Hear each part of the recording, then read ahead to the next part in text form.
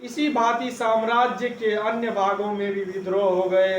अवध और जफरबाद 1340 से 1341 ईस्वी में स्वतंत्र हो गए। इन विद्रोहों को 1342 ईस्वी में दबा दिया गया, परंतु इस प्रयास में साम्राज्य के अनेक संसाधनों का नुकसान हुआ था और सुल्तान की काफी शक्ति नष्ट हो गई।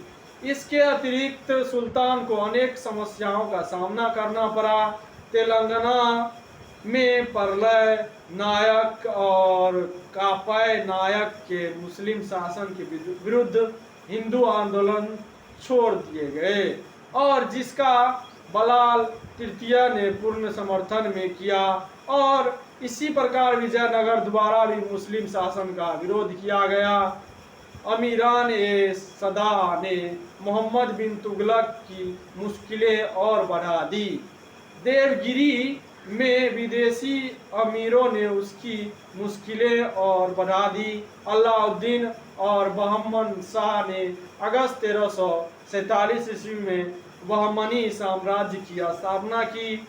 जब सुल्तान ठट्टा में विद्रोह को दबाने में व्यस्त था, तब उसे तीव्र ज्वर हुआ और 20 मार्च 1391 को उसकी मृत्यु हो गई। मोहम्मद तुगलक संपूर्ण शासन के दौरान साम्राज्यों से घिरा रहा और अपनी किसी भी योजना को कोई अंजाम न दे सका और एक असफल शासक सिद्ध हुआ। इसी के साथ ठट्टा में मोहम्मद तुगलक की मृत्यु के बाद कुछ समय तक असमंजस की स्थिति बनी रही। इसी कठिन परिस्थिति से उभरने के लिए दरबारियों ने फिरोज से सिंहासन पर आने की प्रार्थना की।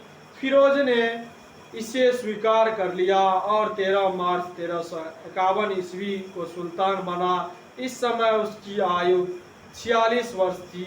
उसने सेना में अस्थिरता की स्थिति समाप्त करने में सफलता पाई और दिल्ली की ओर प्रस्थान किया।